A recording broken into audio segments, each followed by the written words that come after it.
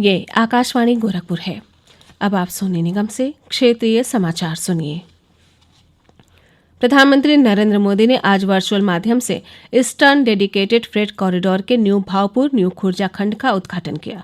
इस अवसर पर प्रधानमंत्री ने बताया कि 2 डेडिकेटेड फ्रेट कॉरिडोर तैयार करने की योजना है। उन्होंने कहा, 2 डेडिकेटेड फ्रेट कॉरिडोर तैयार करने की योजना है। पूर्वी डेडिकेटेड फ्रेट कॉरिडोर पंजाब के औद्योगिक शहर लुधियाना को पश्चिम बंगाल के दानकुनी से जोड़ रहा है। सैकड़ों किलोमीटर लंबे इस रूट में कोयला खाने हैं, थर्मल पावर प्लांट है, औद्योगिक शहर है। इनके लिए फीडर मार्ग भी बनाए जा रहे हैं। वहीं पश्चिमी डेडिकेटेड फ्रेट कॉरिडोर महाराष्ट्र में जेएनपीटी को उत्तर प्रदेश के दादरी से जोड़ता है। लगभग 1500 किलोमीटर के इस कॉरिडोर में गुजरात के मुंद्रा, कांडला, पीपावाव, दहेज और हजीरा के बड़े बंदरगाहों के लिए फीडर मार्ग होंगे। इन दोनों फ्रेट कॉरिडोर के इर्द गिर्द दिल्ली मुंबई इंडस्ट्रियल कॉरिडोर और अमृतसर कोलकाता इंडस्ट्रियल कॉरिडोर भी विकसित किए जा रहे हैं। ये महत्वाकांक्षी खंड राष्ट्र को समर्पित करते हुए प्रधानमंत्री ने कहा कि ये गलियारा आत्मनिर्भर भारत के निर्माण में बहुत मददगार होगा और किसान रेलगाड़ियों की मदद करेगा। ये फ्रेट कॉरिडोर आत्मनिर्भर भारत के बहुत बड़े माध्यम बनेंगे। उद्योग हो, व्यापार कारोबार हो, किसान हो या फिर कंज्यूमर, हर किसी को इनका लाभ मिलने वाला है। लुधियाना और वाराणसी का कपड़ा निर्माता हो या फिरोजपुर का किसान, अलीगढ़ का ताला निर्माता हो या राजस्थान का संगमरमर कारोबारी, मलिहाबाद का आम उत्पादक हो या कानपुर और आगरा का लेदर उद्योग, भदोही का कालीन उद्योग हो या फिर फरीदाबाद की कार इंडस्ट्री, हर किसी के लिए ये अवसर ही अवसर लेकर आया है। प्रदेश में स्थित 351 किलोमीटर लंबे इस खंड के निर्माण पर 5,750 करोड़ रुपए की लागत आई है। इस मालवाहक गलियारे के खुलने से मौजूदा कानपुर दिल्ली लाइन पर भीड़ भाड़ कम होगी और रेलवे ज्यादा तेजी से रेलगाड़ियां चला सकेगा। श्री मोदी ने कहा कि राष्ट्र के लिए विकास में संपर्क सुविधा का उतना ही महत्व है जितना शरीर में रीढ़ की हड्डी और धमनियों का होता है। केंद्र सरकार की विभिन्न ढांचागत विकास परियोजनाओं का जिक्र करते हुए प्रधानमंत्री ने कहा कि रेलवे के बुनियादी ढांचे का विकास पिछली सरकारों की प्राथमिकता नहीं थी। मुख्यमंत्री योगी आदित्यनाथ ने कहा कि ये नया गलियारा बेहद महत्वपूर्ण है क्योंकि इसका ज्यादातर हिस्सा उत्तर प्रदेश में है और इससे विकास के लिए नया माहौल बनेगा।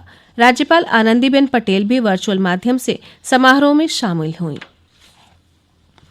मुख्यमंत्री योगी आदित्यनाथ ने कोविड-19 के नए स्ट्रेन को देखते हुए पूरी सतर्कता बरतने के निर्देश दिए हैं।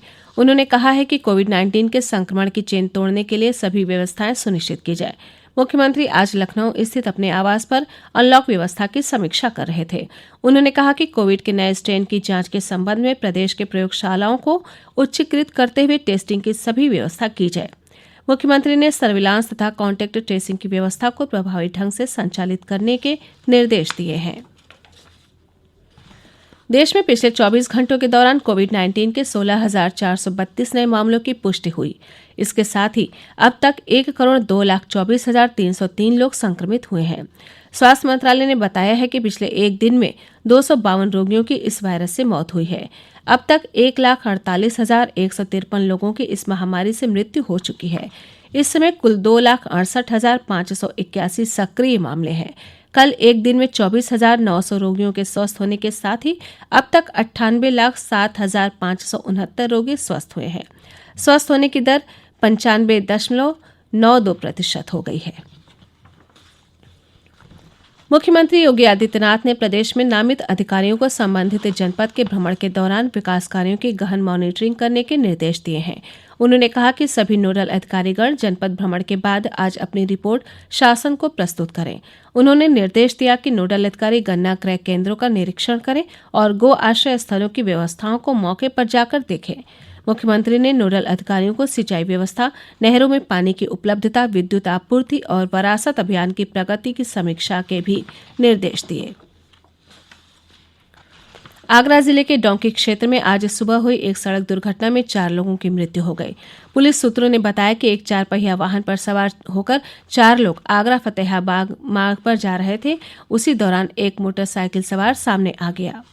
दुर्घटना में 3 कार सवारों की मौके पर ही मौत हो गई, जबकि मोटरसाइकिल सवार ने अस्पताल में इलाज के दौरान दम तोड़ दिया। इसी के साथ क्षेत्रीय समाचारों का ये बुलेटिन समाप्त हुआ। नमस्कार।